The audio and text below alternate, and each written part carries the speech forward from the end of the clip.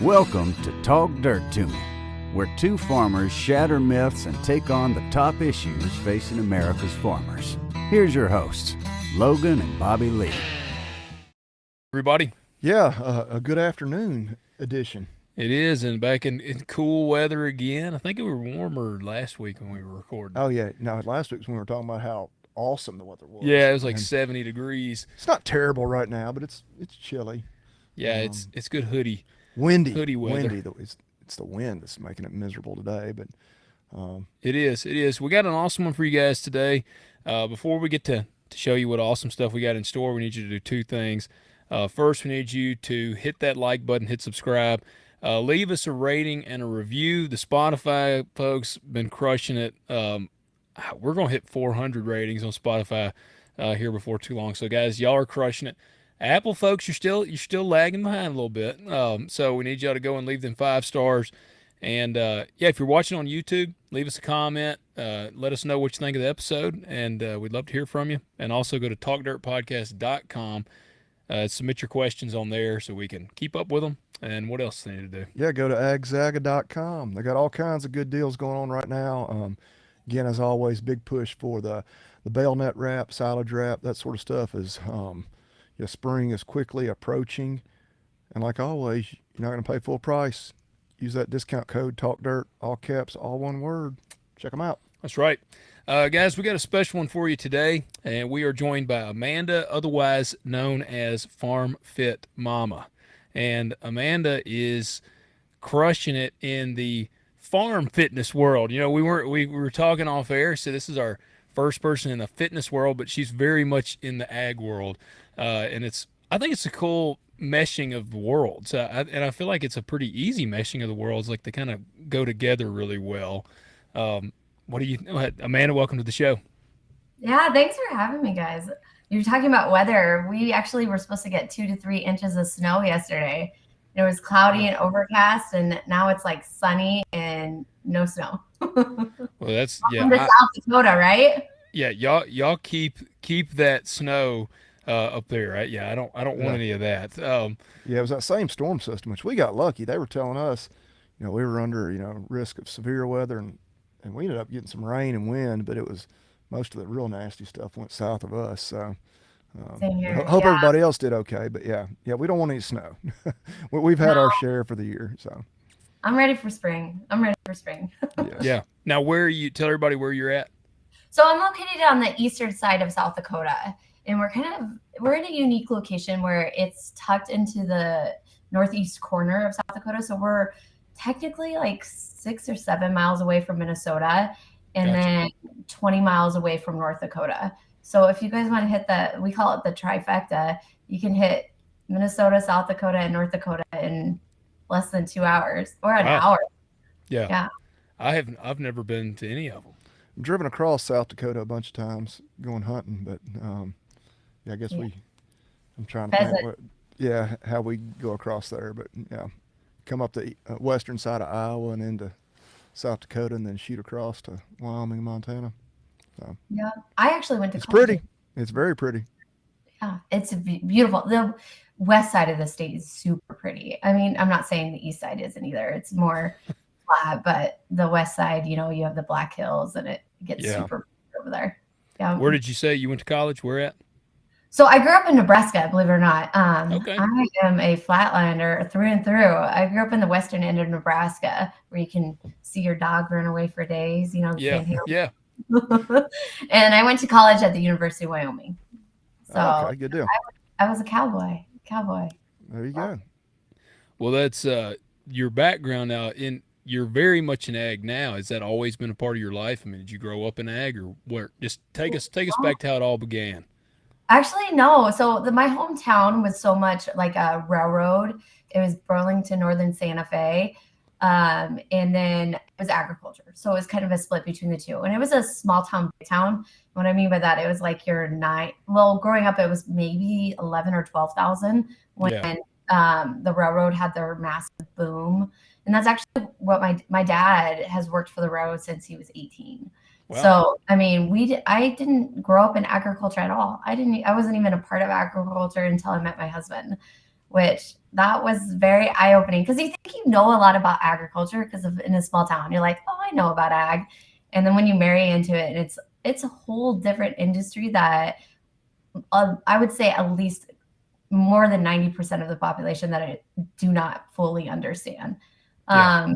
Which is part of the problem we face today. 100%. But there's so many great people online bridging that gap between consumer and producer. Let's definitely have that. Like, I'll be the first to admit I've gotten a lot into politics this year, especially with the whole Maha movement. Yeah. But agriculture, I mean, my husband's the ultimate jokester if you ever meet my husband. And when I first married him, there's definitely some really funny jokes that he pulled on me. I don't know. Maybe I'll share one.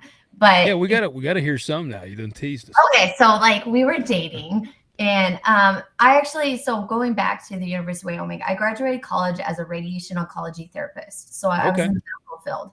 And the reason I went into oncology is my grandpa was my idol, and he owned a cement plant in our small town, and ended up having lung cancer, and then it metastasized through his whole body. And so I wanted to understand cancer because it was something that took my idol away from me because he did pass away from it. But at the same time, it was that industry where it's like, if I can go into something, I have that fixer personality. Like I want to be able to fix something and understand it into detail. And so when I went into radiation therapy, my ultimate goal was to really understand that industry more and to be able to offer solutions and to dive into the science because I love the science of things. And quickly after I graduated college, I actually worked in the industry for only about 3 months, believe it or not. My first case was a 4-month-old baby. They threw me in pediatrics fresh out of college. Single female, not married, no kids. And then all of a sudden you're like treating a whole entire family going through cancer. And it was just a lot. Like I emotionally wasn't there. And so I kind of took a step back and actually sold insurance. I sold supplemental insurance. I'm sure you guys have seen Aflac, but I didn't work for Aflac. I worked for a better company called Family, I like to say. So they were a great company. They did like a return of premium policy where like after 25 years, if you used it or if you didn't use it, you get the difference back or the full refund after 25 years. So it was like a piggy bank with protection is what I called it. Yeah. But if you needed it, I mean, I've had cancer claims at the time when I worked with them that were over $500,000, like huge claims. And the reason I really stayed in that industry for a long time, which I thought was just a quick little detour path until I went back to the medical field, was I really was able to help families focus on the quality care they wanted instead of the quality care they could afford. Yeah. And that was the biggest thing for me is like, so many times, especially with medical expenses, we have to settle for something that maybe not necessarily is the path that we want to go. And so I was able to help them go to those specialty cancer facilities, for example, or, I've had huge accident claims, actually farmer accident claims. So before I met my husband, I had a guy rolled a loaded semi full of grain, and had to get flight for life. And that claim was just massive. And so, it was still that fixer personality, but it was just a whole different realm of it. And one of my clients actually is the one that set me and my husband up on a blind date. Oh, wow. Oh, there you go. Blind dates work. Yeah. Now that was 13 years later, I'm still with him. I was going to say, how many years ago was that? Because do they do blind dates anymore? I don't even know if that's a thing anymore. I probably dated myself there. Well, you didn't know worse than us. Yeah, no, I met him in 2011. So Gotcha. I kind of took over the territory, and then I had a client. He sold seed for, I think it was Pioneer at the time. Yeah. And then he was also a farmer, and he's like, you got to meet this young single guy. He's good looking. And I was like, okay, he's good looking. Why is he young and single? Like, what's wrong with him? But it comes to find out my husband's related to everybody in this area. So that's why. Yeah. Was it very similar to our background here then? Because everybody, you got to like make sure your family trees don't intertwine before you dated somebody, Yeah. because Mhm. every person out here is like your cousin. So Yeah. yeah, Or they're connected somehow. Yeah, it yeah, was funny, but I met him. He's actually 9 years older than me. I don't share that a lot, so there is a little gotcha. gap between us. Um, but yeah, we met, and as soon as I pulled up to his farm. He has a big red barn with an inn on it. So my family instantly loved him because I grew up in Nebraska. Well, guess what? Most Nebraskas are what? Cornhusker fans. Yep, Yeah. yep. Yeah. So, when they came up here for our reception, they're like, "Oh, look, he was ready for us." Yeah, got the inn up Big there ready. big Yeah, red in bar. But when I met him, it was the weirdest, not the weirdest thing, but like I rolled up, I always thought I was going to live in the big cities. I should yeah, say that right first and foremost. Like I was wanting to move to big cities. I was not wanting to live in a small town. And so when I met my husband, I pulled up to his farm for our date because he tricked me into it, which I'll get into in a minute. And I was rocking some red stiletto heels, you know, good not, good farm not shoes. yeah, 100% good country shoes. Not Yes. 100% to go on a date with this farmer boy, but it was funny. We went on our first date, and I never left. I hitched my wagon to his, and he stuck with me for life, even if he likes it or not. I'm Well, going nowhere. that makes me that actually kind of brings up a question. Now, we uh we always talk about, and some of our audience loves it, some of them hates it, but we always talk about the show Farmer Wants a Wife, because I'm like, Oh, this some is people get into that. Yeah. we unashamedly we watch that show. Well, it kind of started as like, all right, we're not going to watch this, and We did it, it as a joke. yeah, and we started watching the first season. There was a guy, Alan, was from my wife's, like, not even just like her hometown, like the tiny little community that I was like, nobody's even heard of Santa Fe, Tennessee. Um, so I was like, all right, I'm hooked. And then season two came around, and it's kind of been, I don't know, geographically biased to kind of our area. There's been Yeah, several people from our area. We've actually had, I guess, two or three different we've had people. two of them on the show. Yeah, two. And so yeah, We got sucked into it. People watching it, they get sucked into it. So there's this girl, well, just on the farm cruise. I just got back from vacation. We were just talking about that. Yeah. And the gal that put it on, the farm babe, she actually got contacted by them asking if she knew any single farmers that want to be on the show. yeah. And so she was laughing about it because she's single female in agriculture. Yeah. And she's like, no. Well, what is it about farmers? Because I'm like, all right, there's a whole series of TV shows now on Farmer Wants a Wife. Why are women attracted to farmers? Like, what is it? What is it that attracted you to your husband being on the farm and stuff? Like, what about that is it that's attractive? Well, my husband was looks, I'll be honest. That's why Yeah, I was attracted to him. yeah, I think with agriculture, the main reason where I really was attracted to him is his work ethic and his drive. yeah, Like it was just something you don't see in a lot of people nowadays, where they're super passionate about what they do for a living. And when I started dating him, so here's the funny story. So when I started dating him, first and foremost, I never drove a tractor in my life. And he calls me up. And again, I'm still working supplemental insurance at this time. So I'm all over the place, door to door sales. yeah. And he calls me up and he's like, "Hey, I actually need your help in the field. Would you be interested in driving a tractor and helping me out today?" And I was like, "You know what? Yeah, I can work around my schedule." I was like, "What do you want me to do?" And he's like, "Well, I'll have the tractor ready in the yard. All you have to do is pull in the yard, and then I'll walk you through on how to drive it." And I was thinking, "Oh, it's going to be this baby little tractor. No big deal. I have no clue what I'm going to be doing." And this was during planting season. I roll up in the yard and there's this massive quad track with these 3 giant rollers on the back of it. And he's like, "Yeah, that's what I want you to drive. Can you get in it? And as soon as you get in it, let's talk over the radio and I'll help you. Like, I'll guide you on how to like start it and drive it." Oh, he wasn't even sitting there with you. No, he was in the field. Oh So, gosh. and so I get in the tractor and I'm like, it's got to be like a stick shift car. Cause my grandpa, my idol, taught me how to drive a stick shift cart or pickup truck. So my grandpa owned a hobby farm Yeah. You know, they had some cows and chickens, nothing. And then he cash rented all his land out. So like he wasn't necessarily in agriculture, but like he lived on a farm. Yeah. And Hey, hold on. I gotta plug in this. I didn't plug in my laptop. My battery's about to die. Hold on. I'm gonna plug this okay, in while real you're doing quick. that, I'm going through the story. Yeah, keep So going. I get this quad track and he's guiding me over how to drive over the radio. And I'm like, okay, you know what? Like, I got this, like, no big deal. And so as I'm turning on the tractor and everything, I'm like, okay, how do you go faster? Because I'm like looking for like how to increase the speed. And he's like, well, you see the little rabbit and turtle? That's your speed. And he's like, make sure you watch your RPMs. You don't want to go over this and this. He's like, that's your next lever. He's like, and then when you get out to the field, I'll walk you through the buttons on how to like let down the rollers and everything. And I'm thinking, okay, you know, I got this. It went 2 feet and it died because like I didn't let go of the stick shift in time. And it was just, or not the stick shift, the pedal. Because I didn't realize you didn't need the pedal technically. You could have just ran everything through these buttons over here.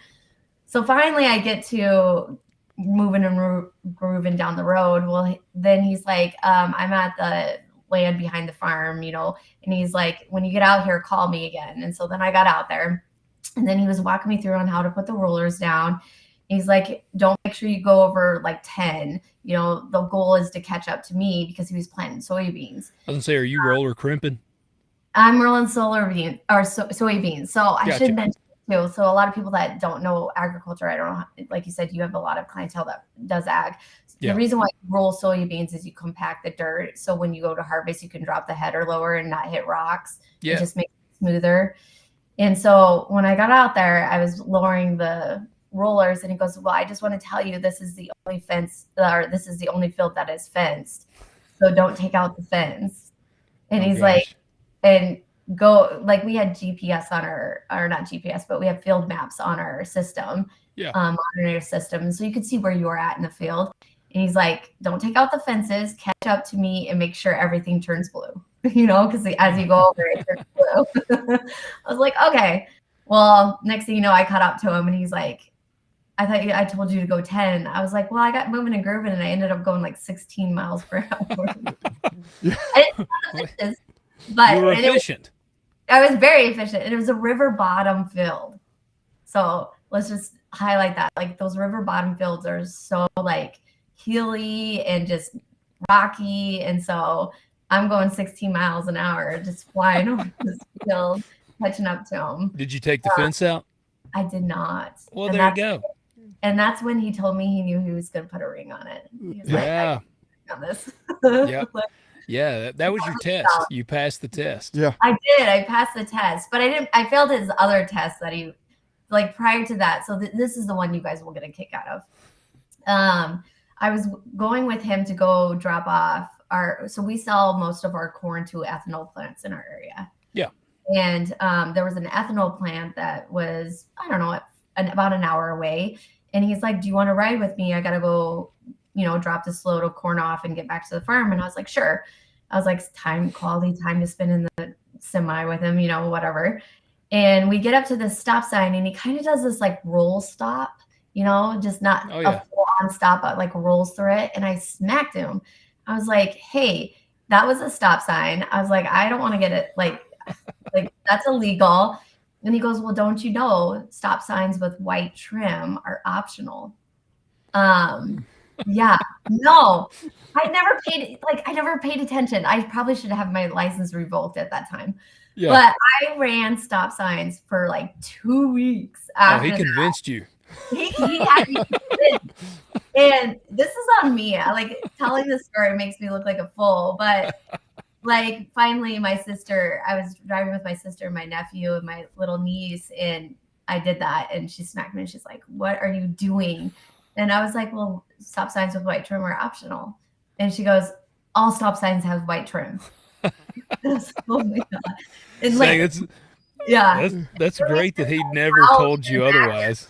I know. And I was just like, it didn't dawn on me and I felt like an idiot, but it was it is what it is. And there's so many more tricks he's played on me because, you know, I didn't grow up in agriculture. So it was just like so new and fresh. Yeah. Like I didn't realize there was so much.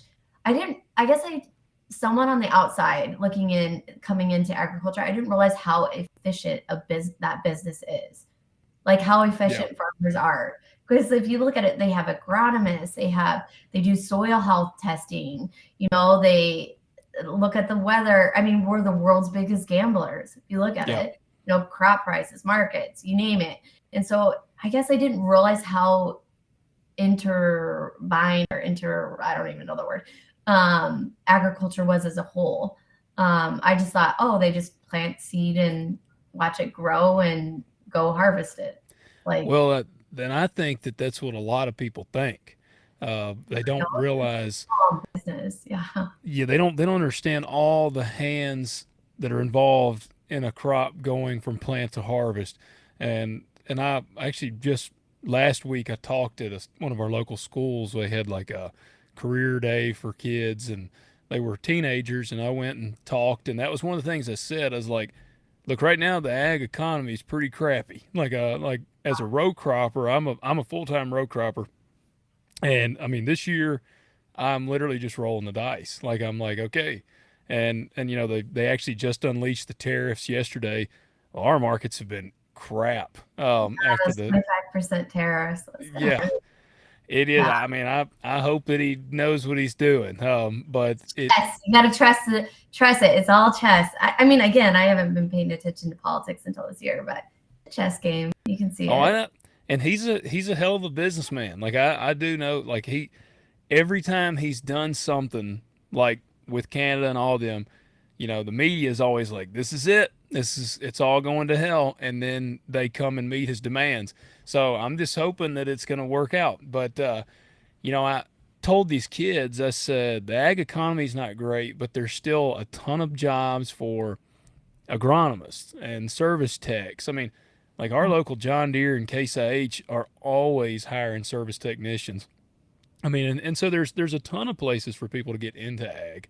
And, I mean, I think most people are just truly think it's like the old time thing where you just see the dude go out and he sticks his seed in the ground and then he comes back and he harvests it and that's it. And so I don't know that many people still think it's any different than that. I don't think they understand it. Like I said, they don't really understand. I didn't. Yeah. They don't really understand how it's such a big time. I mean, you're a business owner. Each farm is a business owner. And the thing is, a lot of people don't understand is there's a lot of upfront cost to even operate. And there's a lot of times where, some farmers don't get those operating loans that they need to be even to get the crop in the ground. And to start to be able to be a first generation, that's few and few now. Yeah. Because it's just such a big cost. You look at price of equipment are a lot higher. And a lot of people don't realize we're the only industry that buys everything as market and then turns around and sells our crop for peanuts on the dollar. Yes. If you think about it. Yeah. So like wholesale, we're paying those inflated prices as well. And we're trying to operate our farm and our operation on that. And so a lot of people think, the reason why prices of food, for example, again, we're not producer, like we don't produce like oranges or anything like that. But like the farmers that do, they blame them for the prices of food going up in the grocery store. And they're like, it's like, no, you need to be blaming that middleman industry. The ones that actually, you have to drive the produce to the market, sell it, it's not us as agriculture. Like, gosh, we would love to get those like prices so that we can operate better, but you're blaming the wrong industry. And I think that's the biggest thing with agriculture, especially with the MAHA movement. Have you guys been paying attention to that? Oh yeah. Yep. What are your thoughts? Let's go down. Oh my God. I don't know if we want to dive into that. Do we want to talk about this? I mean, where do you want to go? Let's go. Let's hear. What are your thoughts on it? Because I got thoughts on RFK from the row crop standpoint. Because I'll tell you, I got thoughts on both, but yeah, I know he's pretty anti herbicides, a lot of herbicides and pesticides that we use. He's throwing glycinate around. He's throwing GMO around. Let's hear yours. What are your thoughts? Okay, on the health side, let's start there. Yeah. Health side, I love him. And it needs to change. And again, it's not agriculture that needs to change. It's your middleman. Because technically a lot of people don't realize there's four businesses that own those middleman companies. 4 big businesses, like $4 billion businesses. Yeah. And they're the ones packing the foods of preservatives, packing in, for example, food dyes and all that. Like food dyes are a huge topic right now. You see it all over. Oh yeah, red dye. Make food look pretty. Marketing, the whole marketing side of things on food production, that is a huge, massive scam. That they dump billions and billions of dollars in marketing. Like the other day, well, not the other day. This was back in like 2016. I remember I was in California, or 2018. It was when my husband won the National Outstanding Young Farmers Award. Have you guys heard of that? Yeah. OFA. It's the oldest award that you can win. It's been around since a long time. And he was one of the top 10 finalists. And That's awesome. They flew us out to California for that. And I remember we were driving and I remember seeing GMO-free oil. And there was this massive line. And I just started laughing because I'm like, first off, a lot of people don't understand, like, oil is GMO free. Yes. Yeah. There is no GMO version. It comes out of the ground. Yeah. But again, it's marketing because a lot of people don't understand GMOs. And so they think, oh, everything needs to be GMO free. You see it on boxes all the time. Toilet paper. Isn't there toilet paper we talked about? There's been all kinds of. It's overused, and people just don't understand it. And that goes back to like not that I'm getting into religion, but kind of is a lot of people fear certain types of religion because they don't understand it. You fear for what you don't understand, and then you consume what everybody's pushing on that agenda, and so. Going back to the health side of things, I think he's doing a great job. Like, I think he's really focusing on attacking the right groups when it comes to the health side of things. He's really wanting a change and really making America food better because at the end of the day, it's not us farmers. Again, it's those middleman companies that are the ones that are poisoning everybody. And so I think he's doing a great stance on that. Now, on the agriculture side of things, I hope he does his fucking research. Yes. He's agreed. Horrible. On the agriculture side of things, I'm not a fan. Yeah. And I even the other day, Millennial Farmer, Zach Johnson, I know him really well. Good friend of mine. He shared a post from Joe Rogan. You guys know Joe Rogan? The carbon footprint one? Yes. Yeah. So I saw that before Zach reshared it. And I made a comment on it. And Joe, so I have connections. I actually have friends that are really good friends with Joe. So I have a couple of connections there. Yeah. And I blew up my friends that are friends with him. And I was like, he needs to have someone on agriculture on his podcast. I was like, he needs to understand ag a little bit better. But that whole carbon footprint one was more of a mockery because I think he did understand it. It wasn't like he was going, but Zach took it as the opposite way. He thought he was like, agreeing with it, and I was like, no. So then Zach posted about it. Well, then I corrected Zach. I was like, no, I think he was more making a mockery of it. Yeah, because I think he said like WTF, like what are they going to say next, kind of thing. Yeah. And so I don't think he really understood the mockery side of it.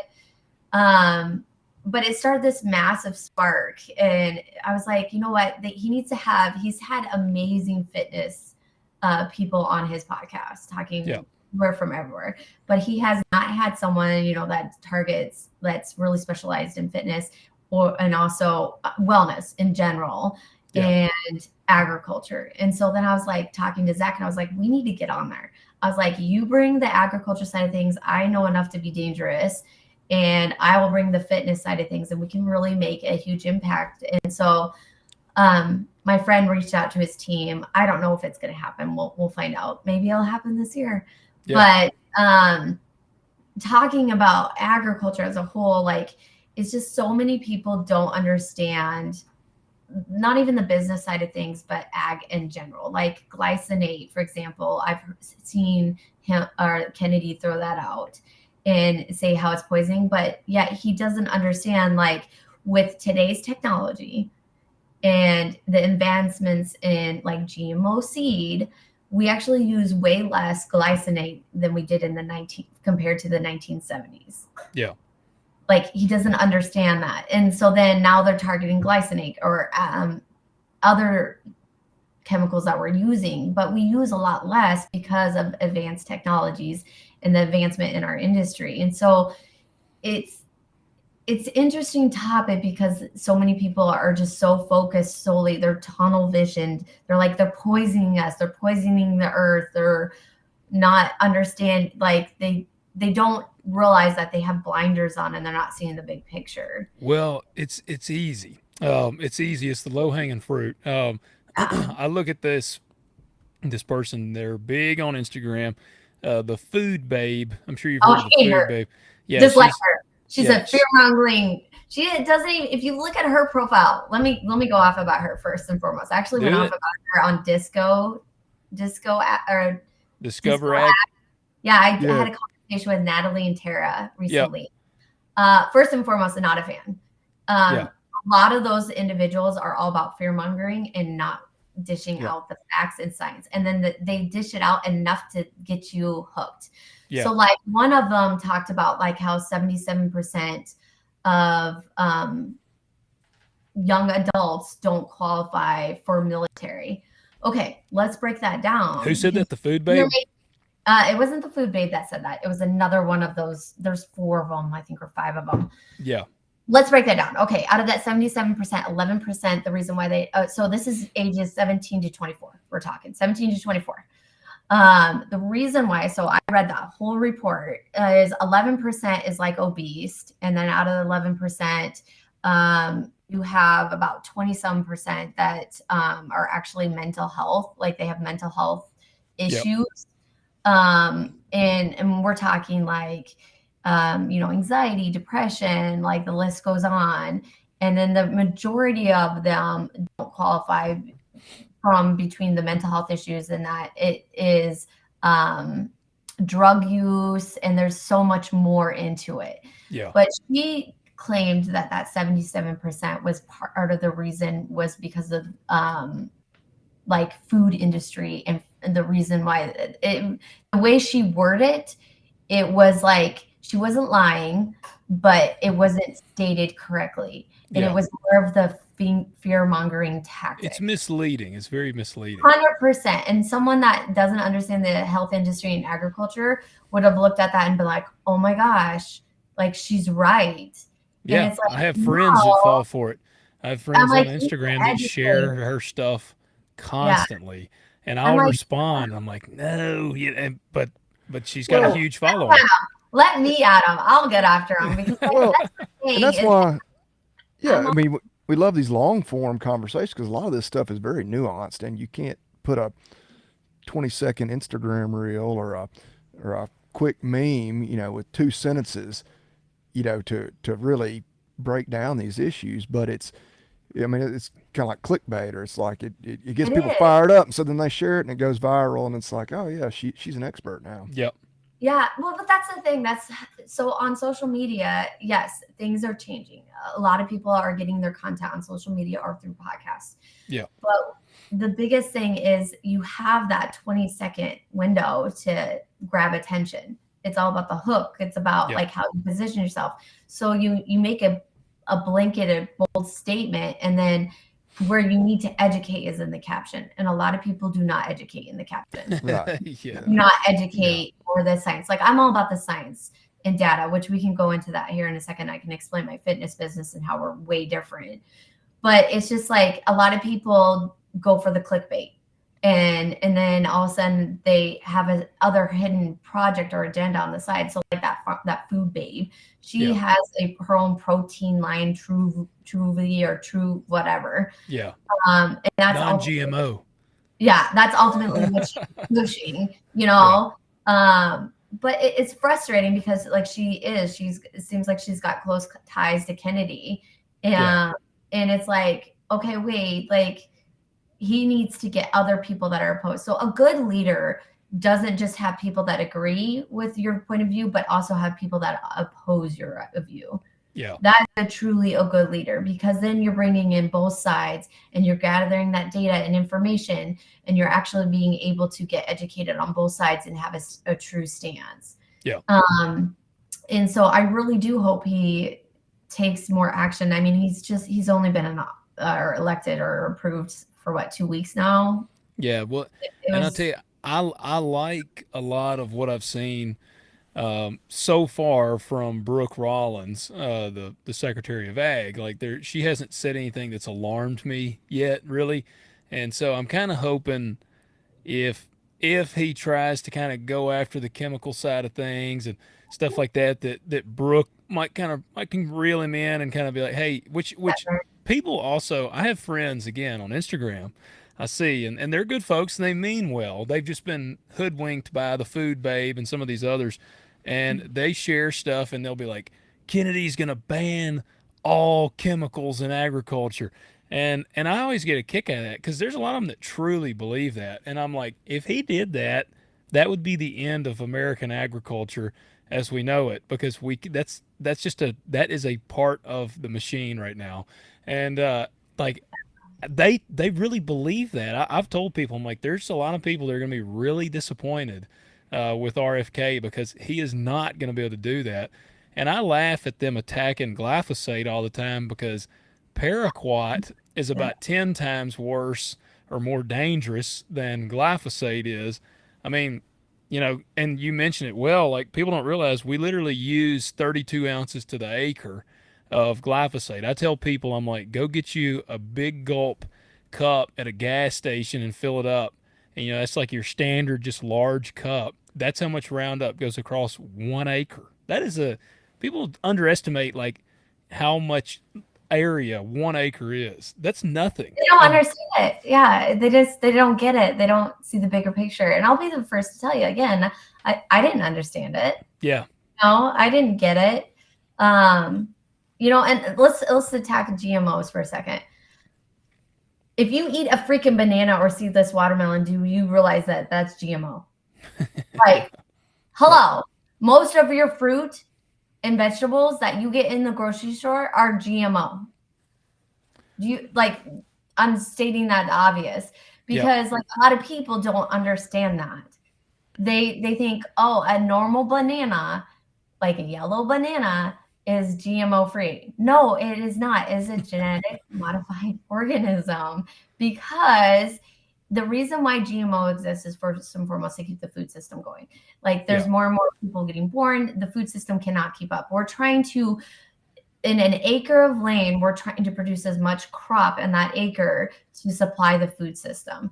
And so a lot of people don't understand, like GMO exists because the food system is getting bigger. More people are getting born. The population's growing. And just because they genetically modified that fruit or vegetable or whatever organism, doesn't mean it's bad for you. It means it's like resistant to today's current diseases, and it makes it more where you don't have to use as much chemical on it. But wait, now, have you seen, because I grow sweet corn that's BT earworm resistant, and I've seen people now attack it, and they don't understand. There's apparently and I'm no chemist, but they take like a protein that is inside this kernel of corn, and it will kill the worms, but it's not harmful to humans. Well, now there is a meme that I've seen going around, and it's like, if this is what it'll do to a worm, imagine what it's doing to the inside of your stomach. And I'm like, good God, man! Like, there's never. Well, okay, but so there's this one. Oh, sorry, I didn't interrupt you. But there's this one gal. I did go balls well. I've been pretty aggressive online. There was this one gal that she's a hobby farm, and it wasn't the Food Babe. It was one of her other friends that shared it. Yeah, that collabed with her on it. But again, her Instagram handle, it said farm. Yeah. And I dished the data to her and the facts. And the only reply that she had to come back with me is, I hope killing your family is making you feel better. Yeah, and I was that's what they go to. Ag? Like, that's all you have for me? Like, I was hoping you would actually have a normal conversation with me. And actually, if this was your stance, we could actually talk this through. So when people read this, they actually fully understand. Yeah. And it No, was they just don't operate like that. I was just like, wow. And you claim to be a farmer. And it was just like, I ate her alive. I think she actually blocked me, to be honest. Well, then you won. But it was super professional. Like, I didn't go at her like a keyboard warrior. I went at her with facts, data, and it was super professional because I do know how to be professional, believe it or not. And they don't want to let facts get in the way of their narrative. I mean, that's just, they don't. Why would you want that to happen? Yeah. Like, you need to understand the facts and data. So it's just like, again, the reason why I know they co-collabed with her is because she had farm in her Instagram handle. Yeah. I'll have to find it and I'll send it to you guys. And I'll even send you what I wrote. Because, she just was fear-mongering and I was sick of it. And I was just had enough of it that day and I went after her. And again, I didn't do it as like a keyboard warrior without data or anything. But that's the thing is, like, a lot of people, when they go to fix something, especially with agriculture, sometimes we let our aggressiveness come off not the right way. Yeah. Especially on, like, we're getting so attacked and we don't know, like, and we're just getting sick of it. And to the point where it's like you walk in, like, okay, let's use politics. Let's say like someone voted for Biden, someone voted for Trump. Back in the day, we used to be friends, and now we're so opposite. Like, you walk into a family dining, and if everybody voted for Biden, you mention the word Trump, it's like they freaking die over. Yeah. So it's just like, that's how it's getting with agriculture too, is like agriculture, we're getting so sick of people attacking us that we're trying to educate. And when we go to educate, they get so defensive and just don't want to hear the actual facts that they shut us down before we can even like be able to educate properly and explain it into detail. Well, Bobby Lee is like much more, I would say you're much more the professional one of us. I at this point, I'm kind of I'll just go to the snarky asshole thing because I'm kind of like Alex Jones now. I'm just tired. I'm tired of it. Like, I've tried to have good conversation with people in the comments. And I would share some reels. They'd get a ton of views because I would ask people. I'd mention glyphosate and kind of try to educate people a little bit on it, and it would get so heated that I'd be an asshole, and because I just get tired of it. Yeah. So they're not going to listen. That's the problem. They don't want to listen. They think like the Food Babe or one of them is more versed and knowledgeable in it than the people that are actually using the stuff every day. Well, they're not there for you to change their mind. Like, no, they're just there to be outraged. Yep. Yeah, they're there to be mad at society and mad at the world, and blame on people or industry that they don't understand. Yep. And case in point, like, so I don't care if you have a PhD. I don't care if you have some doctor in your title. You make a incorrect claim, I will come at you with data and support it. And I don't have a PhD, but I bet you $1 million you stack me up to some other fitness instructor, I know, if not more data than you, because I've done the research, I've done into the science journals, I've explored inside and out on all the data that nowadays, like, PhD doesn't mean anything. And I'll use this as a case. My husband recently got diagnosed with alopecia areata. And it's kind of one of those things where you can't train your husband. I can't train my husband because it's like we just fight like cats and dogs. But like, if I had one of my coaches come in and train my husband, everything she says is like liquid gold. Yes. Yeah. Even though it's everything that I've taught her. Yeah. But that's beside the point. And so my husband got diagnosed with alopecia areata. And so finally I was like, okay, let's go to a holistic doctor. Let's just go check this out. I will go with you. We'll go. What is that? I don't know what that is. Holistic doctor basically doesn't believe in. No. I know that one. What is his illness? What is that? He's losing his hair.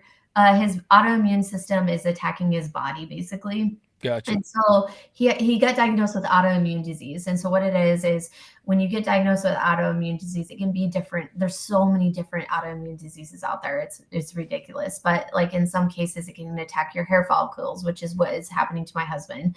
or it can attack your joints, or there's so many, like I said, different autoimmune disease. And so he has autoimmune disease that runs in his family. Well, in his case, it's actually attacking his facial hair. Like he's losing his facial hair. Oh man, that would make me sad to lose my beard. I know. Yeah, you both guys got a beard. But yeah, he's losing his facial hair. And, and I get it. Like we all want to look good. You look good, you feel good. It's kind of what I preach about in fitness. Confidence is a beautiful thing that a lot of people actually don't have. Yeah. And it boils down to physical appearance. I'm not talking about a 6-pack abs. I'm talking about feeling good, looking good. And so we went to this holistic doctor, and I remember getting in there, and I was so close-minded. I was just irritated that I even had to go. But I've been doing a lot of gut health therapy with him, which I'm very knowledgeable into. And, again, I would tell him to do something, and he would argue with me, and then I'd give him the data, and then he wouldn't do it. But if somebody else told him to do it, he would be like, oh, it's liquid gold. So I was I think like, that's just marriage. Yeah, it is. So we went to this holistic doctor, and I was like, okay, she's going to basically back up everything I've been saying, but we'll go. Well, first and foremost, that was a quack in itself. We go in there, and she diagnosed him with leaky gut syndrome. Okay, I've heard of that. Paint this picture for you guys. That's like telling someone they're allergic to air. Yeah. It is the most generic diagnosis in the world. But for somebody not in the medical field, they hear that and they think, oh my God, I'm dying from the inside. My gut's leaking into my body. I'm going to die. Yeah. So she did this, and I, as soon as she said that, I was just like, oh, here we go. And so then she gave him this whole like bland diet, which I've already had. Again, I'm very knowledgeable in nutrition, and everything that she was talking about, we did. And so then she's like, well, I need you for a month to go, what is it? Dairy-free, egg-free, peanut-free, soy-free, and there was another one. I can't remember. So basically you can eat nothing. So carnivore diet is what I had to put him on, which I'm not a fan of. Yeah. But anyways, I was like, okay. And she's like, do you need me to give you like a recipe and guidelines? And I was like, I didn't need it, but I was like, I wanted to see it. So I was like, sure, give it to me and we'll just see. But I'm pretty sure I know this. Well, then over this course of this 2-hour doctor appointment, she found out who I was and then she got super defensive with me. She was just like, well, the reason you and I are different is I can write subscriptions and you can't. And I was like, you're a holistic doctor. Like subscriptions shouldn't be an option. Like the whole point of being a holistic doctor is you want to be like, do holistic things like gut health therapy. Like, yeah. So I was just like, there. That was her rebuttal to me because basically I threatened her. So we get home and I was like, okay, well, we'll try this, whatever. I'll do this for a month and we'll give this a go. Well, over the course of a month, he had a food allergy test done and stuff like that. And allergic to nothing, like I expected. He isn't allergic to anything food-wise either, like I expected. Nothing really changed in the month. And so we do have to, he is on a prescription drug now because like some autoimmune diseases you have to, like, I'm not anti-prescription drugs. I want to first and foremost say that, but like, there's some cases where you just have to get your body to stop attacking itself. But everything I was doing with him was basically the exact protocol that she was pushing out. And so, but hers was more like, hey, you have to buy from this certain company and this certain company. So it's more putting money back in her pocket, which I get. And so after that, I was just like, I don't care if they have a PhD or a doctorate degree. Like that whole system needs help. It really does. Like my family is so much medical. I mean, I have countless aunts and uncles that are doctors and nurses. My sister is a nurse practitioner, which makes it super fun holidays because her and I go bat to bat. And, this most recent holiday, Thanksgiving, we went bat to bat about Ozempic. I was actually gonna ask you about Ozempic because I've got pretty strong feelings about Ozempic. Sorry, I was taking a drink, but I am not a fan. Okay, and there's multiple reasons. Now, first and foremost, majority it's an easy way out. It's a crap out. Yeah. You're not teaching yourself habits. The biggest thing is you're looking for a quick fix. Ozempic is a quick fix. Let's dive into Ozempic. Ozempic was created for type 2 diabetes. Okay. And the reason it was created for type 2 diabetes is basically, people that are overweight or obese they have to lose weight, or it's going to start doing a snowball effect when it comes to medical issues. Yeah. So when they created the drug, it was strictly marketed for type 2 diabetes. What they found was weight loss was a side effect of this drug. So then they realized, oh, wait, we can get into the weight loss market and make bank, because a lot of people are always looking for quick fixes. Now, with that being said, they went into the weight loss market and there's no protocol with it. Like, you can buy Ozempic off the internet and not be tied to a dietitian, not be tied to a fitness program. And so you're taking this drug, and next thing you know, just like anything else, like carnivore diet, yep, I'm throwing that under the belt, Atkins diet, all those other diets out there, as soon as you get off it, you're going to gain it all back because you didn't establish those healthy habits in the get-go. And that's the biggest thing, is when you're on a weight loss journey or a wellness journey for yourself, you have to create those successful habits for it to stick and be sustainable.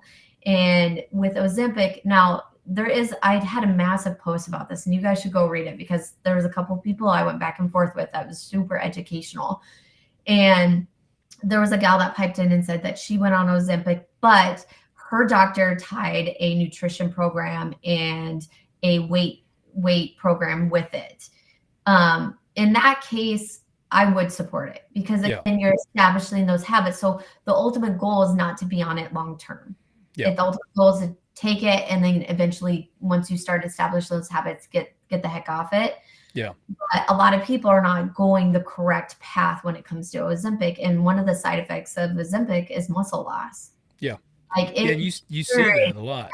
And my mom is case in point. So my mom listened to my sister, who's nurse practitioner. I mean, she's certified in so many things medical. It's not even funny. And she lost a ton of muscle. Like, she couldn't even lift like a 20-pound seed bag. Yeah. 20 pounds. Like, she just had no muscle. And so then my sister went on Ozempic because she was overweight. And I love my sister to death, and I hope she never hears this podcast, because I'm totally throwing her under the belt here. But she, she weighed over 200 pounds. She's built like me, and she's always struggled with weight. Same with my mom. And they've always been looking for the quick fixes. Well, my sister went on it and dropped down to, I weigh about 125, 130. And I'm 5'1" for general, if people don't watch this. And so for me, like, I'm pretty flexible between there. Sometimes I'll get to 120 if I cut, like I do a cut sometimes right before summer. And my sister went from like 210 pounds down to 130. Yeah. In 3 months. Ooh, man, God bless. They starved themselves. They're starving to death. So, yeah. So first and foremost, she doesn't drink water. She drinks Dr. Pepper. Which, even, I will tell you guys, like, even a slight 2% dehydration affects your memory, your cognitive skills. Like, the list goes on. Like, hydration is super important. Like, everybody should be drinking a gallon of water a day. Yeah. A gallon of water a day, gentlemen. But she doesn't, and she drinks pop, and then she doesn't eat. She doesn't like to cook at home. And so she eats a lot of fast food. And so she lost all this weight using Ozempic, and she's literally skin and bones. Like, my kids looked at her and go, she doesn't look like Aunt Amber. Like, is she sick? My kids thought she was sick. Yeah. I'm like, she's not sick. Like, I've noticed that see that you can almost pinpoint people that have used Ozempic for a lot of weight, because they do lose a ton of muscle. Like, they just look like they're, I mean, and actually I've ruffled a bunch of feathers on Facebook, because I shared a thing where it was just saying that I actually did not even write anything. I literally just shared an article, and it said that they believe Ozempic leads to it depletes cardiac muscle. Like, it's making even the muscles around your heart break down a little bit. And that's one of their new studies. All I did was just share that. Oh, it was like a hornet's nest of people attacking me on there. And I'm like, man, you just need to understand there's probably some side effects to this stuff. Well, and it's like, there's massive side effects. You guys need to go read my Ozempic post. I'll actually share I it will. with you. okay, yeah. I'm serious. Like, message me on Instagram or Facebook, and I'll send it over to you. Okay. Yeah, it's just a lot of people, again, okay, and I'm going to paint this picture. Like, in society nowadays, we all want the quick route. We want the quick fix route. We're a very quick society. And something that you have to put work into, it could be religion, fitness, mental health, working on yourself. Like, I don't really drink alcohol, for example. And now all of a sudden people find out I drink alcohol. God, you walk into somewhere and say, no, I don't want to drink. It's like you just killed a bunch of people. But again, it's personal preference. And so, like, all of a sudden now society's almost flipped backwards, where, like, if you're on a quick fix, you're part of the norm. But when you push and shove and come at it from a different angle, it's all of a sudden you're like the outcast, because they're like, it's like, oh, there goes Amanda again talking about nutrition or her holistic practices or fueling your body for success, or, starting to pay attention to what's in food labels, so it's just like people almost get a disdain when you have a stance that is not part of the norm. And religion is one of them as well. Like, you say you believe in God, and there's quite a bit of people that actually don't know where they stand when it comes to religion. Yeah. And so it's just like, it's so weird. We live in a weird time. We do. If we have people ask about weight loss, we just tell them to do cocaine. Yeah. We're like, if you just get on cocaine, it'll hype you up. You'll be so hyped, you'll lose weight. Yeah, it's a performance enhancing drug. It is, yeah. Talk to the guys at Talk to Me Dirty podcast. They will tell you to go on cocaine. Do cocaine. Yeah. There we go. Fitness. Well, and like the whole Ozempic thing, and I kind of equate it, like, use it like, okay, if you're like morbidly obese, like, and it's like if you don't lose some weight, you're in trouble. Like, I guess previous to that, obviously it wasn't near as easy. People would do gastric bypass. And like, I knew people that had done that, like, like they struggled and like, it was a kind of a life-saving procedure kind of thing. But now I know people that, like, they need to lose like my about wife will 20 be, pounds. or it's like this person, like, oh yeah, they're doing it. I'm like, what? Like, they don't need to lose. I mean, maybe they need to lose 10 pounds. Like, what are they? But I mean, instead of, cutting some carbs out and, maybe going for a walk, much less going to the gym, like, oh yeah, I can swing in here at the shot nurse and get a shot. And hey, I'm not going to be hungry. Yeah. Like, let's talk about obesity in rural America, for example. Since we're talking about agriculture, and that's where we went a little off. But it's all right. Obesity in rural America is 43%. 43% are obese in rural America. Rural Americans. We're talking farmers. We're talking small towns.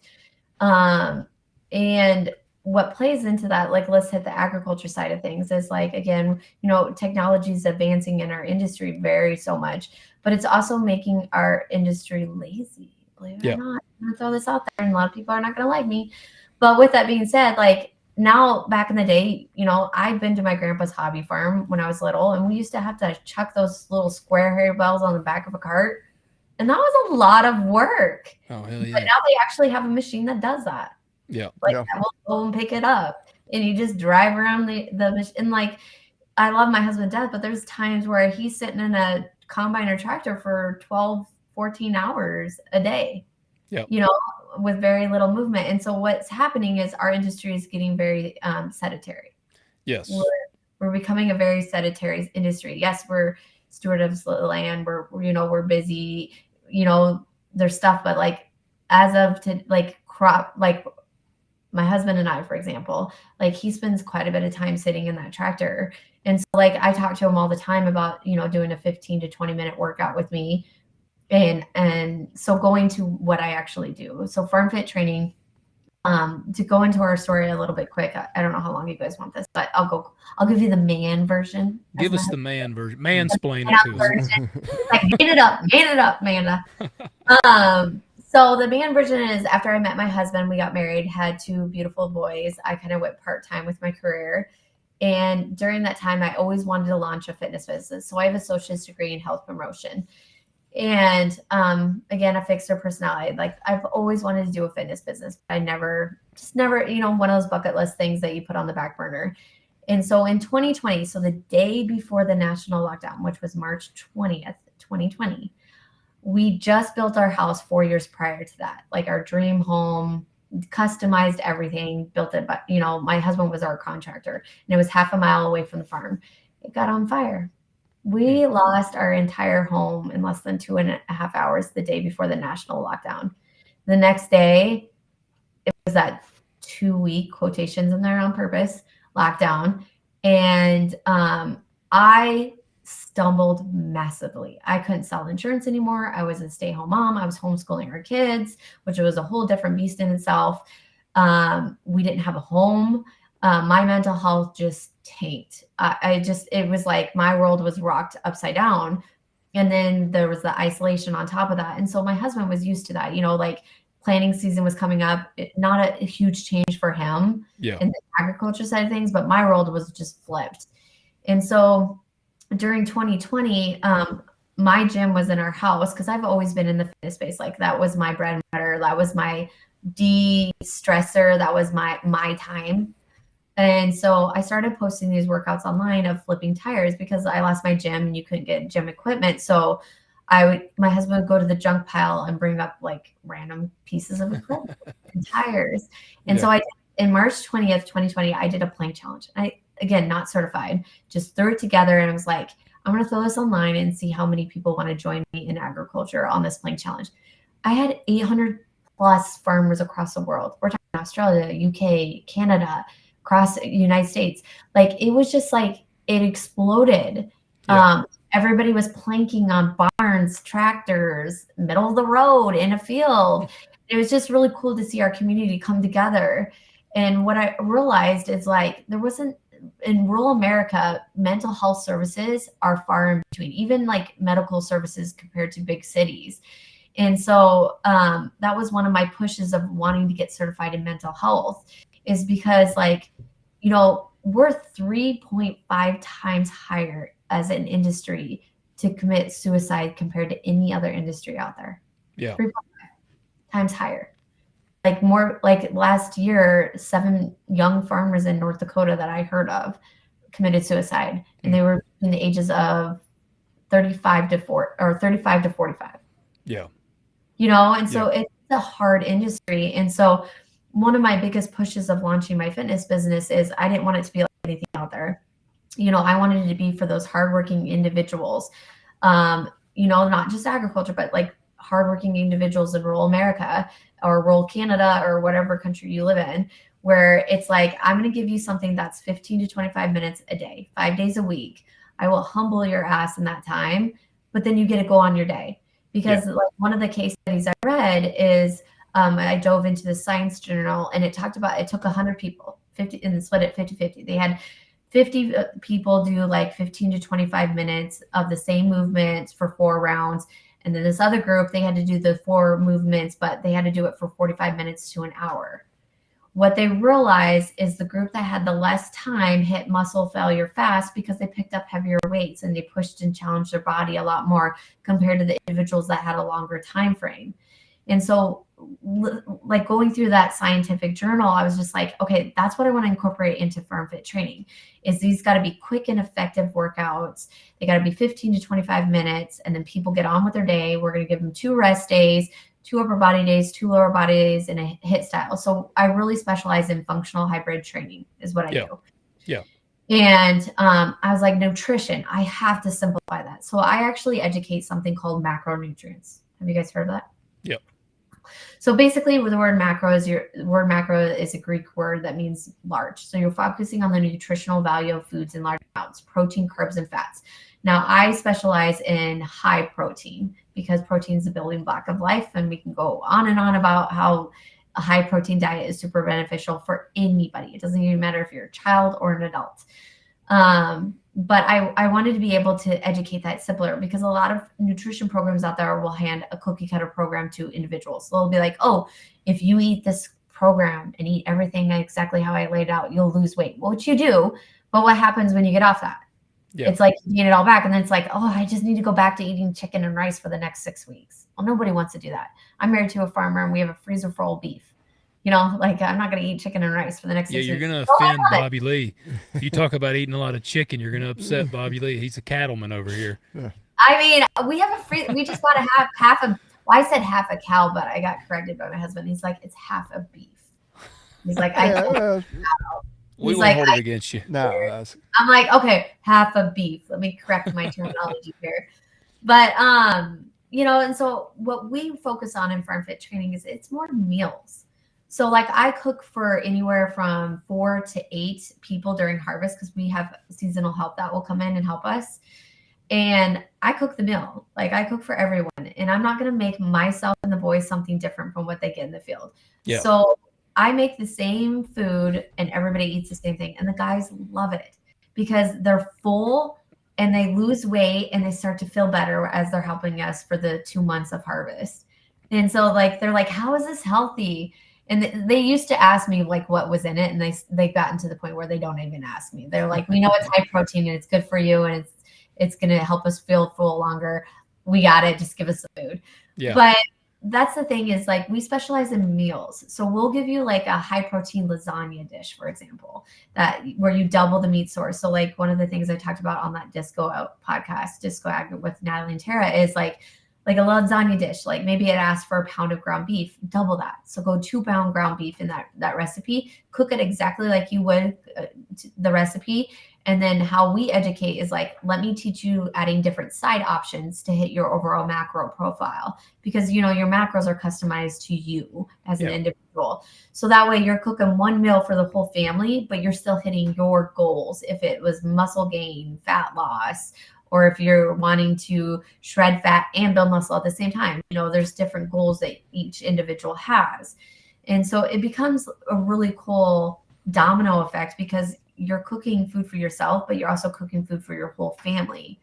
And so like my boys are like case in point of this. Like my oldest actually got in an argument with his principal about hydration because he hears me talk about it, or like nutrition. When we were gone last week for vacation, my oldest and youngest were talking to Mimi day in, day out. How much protein does this have? I want to make sure I'm getting enough, you know? So it's cool because like, a fitness journey is about a journey for yourself, but you impact so many people around you without even realizing it.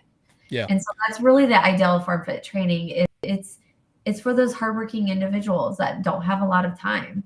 Like I always compare myself to like hiring an agronomist. Like we hire an agronomist for the expertise of the land, you know, soil health, you know, telling us what chemical or what seeds to buy or whatever. Yeah. Could we go and do the work ourselves? Absolutely. But you hire an expert that can just get you the work so you don't have to go do all the legwork. They do all of the legwork. And that's kind of what we are with fitness and nutrition is instead of trying to figure it out yourself, just hire us. We'll get you there a lot faster and you'll be well on your way to keeping that as a sustainable habit that will keep you going. But with that, since launching my business, we are also certified in mental health. That was one of the requirements I required all my coaches to be certified in. Stress management, emotional and environmental well-being. We have it all.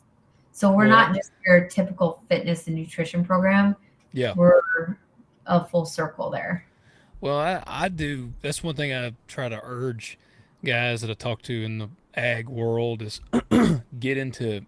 I'm a big fan of, which I got a home gym, and that was something before I got married, I was a machinist. I left the farm for a couple of years because I had to get away, and I was a machinist, and the guys that I worked with, half of them were on steroids and stuff, and so we'd go to the gym. Now I never got on juice, but we would go to the gym, and so we'd be in the gym for 2 hours, and then I got married. And I was like, man, I'm not going to want to be in the gym for 2 hours. You know, I'm newly married. And that was back in like 2015. And so I saved up a little bit and I bought a power rack for the house. And over the years, I've just added to it. I add a little bit to it and a little bit to it. And now I've got a hell of a home gym. I mean, I got dumbbells from 3 pounds to 120s. And like, we got a killer home gym. I love it. And I love I love weightlifting because I'm gonna tell you over 2024. I mean, you're in the world of ag. I mean, it was a bad year for us, especially in the row crop world. I mean, we took a beating financially in 24, and I've told quite a few guys that weightlifting was one of the things that, like, honestly kind of saved me. Uh, Being able to go in there and, the stress is about to just break me down, which it sounds odd that I was super stressed. So I'd go in there and just get under a heavy barbell and do squats or bench. And it's something about it. I would just, my financial world could be collapsing, but like the bar, and I tell everyone, the weight is the same for everybody. I don't care if you're a humongous farmer, a small farmer, an entrepreneur, a Walmart cashier. 200 pounds is 200 pounds for everybody. And there's just something I like about that. But weightlifting made a huge difference for me in terms of dealing with stress. And it does huge boost my confidence because I've gotten stronger than I've ever been. And you just you feel confident. And it's like, even when things are bad, you just kind of, I don't know, you kind of got a weird, good feeling. As So odd you as want that the may. science behind it? Should we go on the science behind it? Yeah, let's hear it. Well, and I do want to stress too, like, since we're talking about my business, I just did, is like, you don't need a lot of equipment. Yeah. A lot of people don't do at-home fitness programs because they think they need a lot of equipment. You don't. Yeah. So we're like minimum equipment because, like, there is some people that don't have a beautiful gym, like what you just talked Oh about. yeah, for sure. Yeah. And that's literally how I got started, because you couldn't get gym equipment in 2020. So I'm Yeah. random stuff on the farm, but the science about it. So when you first and foremost, everybody should strength train, because even after 30, so starting at 30, you start to lose anywhere from 2 to 3% muscle mass every 5 years. Do you guys realize that? Like, automatically, like, there's an age, we all age. It's inevitable. And so, like, if you're not working it, you're losing it. Plain and simple. That I Like always say. 40-year-old virgin says. Yeah. If you don't use it, you lose it. You don't use it, you lose it. So, like, the science behind strength training, which I love strength training, is when you lift heavier weight, first and foremost, it challenges your body. You release something called lactic acid. It starts to build up. You also create these things called macro tears in your muscles. And again, when you start to take in a good nutrition profile and feeling your body right with high protein, your body automatically repairs them, and that's how you get leaner, stronger, and you're able to build muscle. So again, men and women's chemical profiles are a lot different. Okay. So for a female, when they lift heavier weight, that's one of the myths out there. You lift heavier weight, you're going to bulk up like a man. No, you're not. You don't have testosterone. Our chemical makeup is a lot different. It's hard. I want to point out, it's even hard. Men have to work out hard to really bulk up a lot. Like, I want to point that out, like, because that's what I've always heard. I mean, my wife lifts with me, but even dudes you have to train pretty consistently to really bulk up. Well, I do train couples, by the way. I hope okay. in my program, by the way. I hope that's not, I'll put you down on the spot. So when I train couples, I love training couples. First and foremost, my females, there's so many myths out there when it comes to fitness, especially lifting heavier weight. Yeah. So when women come into my program, the first thing they say is, I want to be toned. That is the word they like to throw out there, tone. Yeah. Well, if you want to get toned, sister, we got to lift heavier weight. We got to focus on protein, and it's got to be a high protein diet. And then what's going to happen is, once you start to feel your body, you're going to get smaller, leaner, tighter. And for my men clientele, the reason why it takes so long to bulk up or build muscle is they're probably not eating enough protein. A lot of my guys that come in the program, they're like, I'm a carnivore. I eat a ton of protein. Like, my ranchers are the big ones. They're like, I raise beef. I have a freezer full of beef. I have plenty of beef that I eat every single day. But again, if you don't track it, you don't know. You got to track it to get the record. And so when they start to track it inside my app, they're like, dang, I don't actually eat as much protein as I thought I did. Like, I feel like I'm eating it all the time, but I really am not. Yeah. And so that's probably why they weren't able to build muscle or start to see progress. And with that being said, is like, you don't want to go into a gym and start lifting heavier right out the gate. We educate something called progressive overload. And how that's taught is like, so for example, let's say you walk in a gym and you lift 10 pounds, and I give you a rep range or a volume range of 8 to 10, and you get 10-pound weight and you go for 8 reps, and that was super difficult. That's ideal to start. But like, let's say now you have that 10-pound weight and you go 10 reps, the max of that rep range, the volume range, then I'm going to push you to go heavier, because that's actually, you don't hit muscle failure. You have to hit muscle failure in the beginning of your workout, not the end. Another massive myth out there in the fitness industry. A lot of times they say, oh, you want to hit muscle failure by the end of your workout. No, you actually want to hit it in the beginning.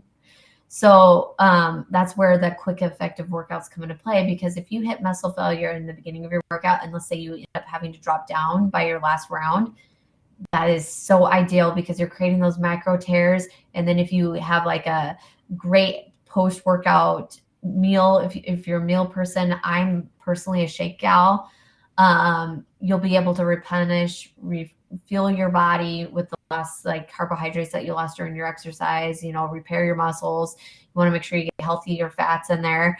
And then fueling yourself throughout the day, that a typical strength training session will burn anywhere from 4 to 6 hours after you work out. It continues to burn. Now with cardio, it's different. A cardio workout will only burn like 30 to 45 minutes after you work out.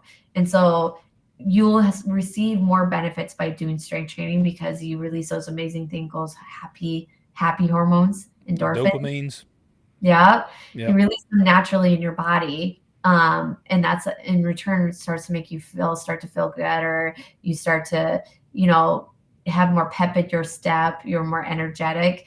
And it's just like something that your body naturally already produces, but you can't really truly tap into it until you start to strength train. Yeah. No, I'm a believer in it. I am. Well, we are kind of at the end of the time, but we're going to have you back on. I'm a talker. Yeah, there's a lot we didn't get into. No, that's good. That's good. We've had podcasts before where the person's not a talker and you're like fighting to get information out of them. So no, I'm glad you're a talker, but we're going to have you back on, because there's still a lot we can get back on.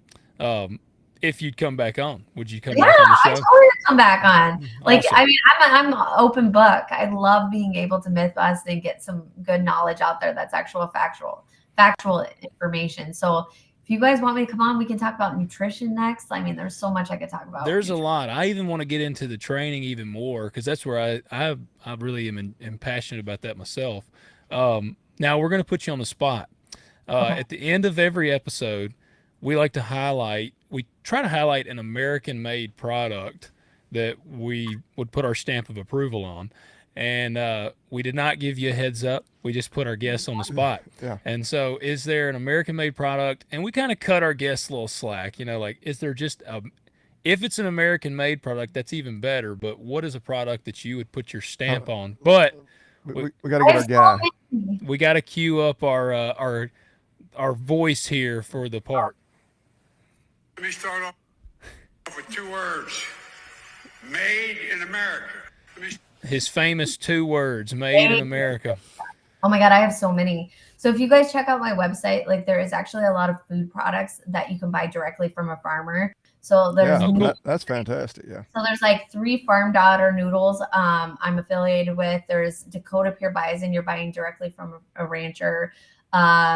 There's Wonder Cow, which is colostrum and collagen. Yeah. Again, you're buying directly from a 7th generation dairy farmer. So those are all made in America. But the one that I instantly thought of that you guys brought up was my friend named Corey Anderson. It was one of my first ever campaigns. I was sponsored by John Deere. Oh, cool.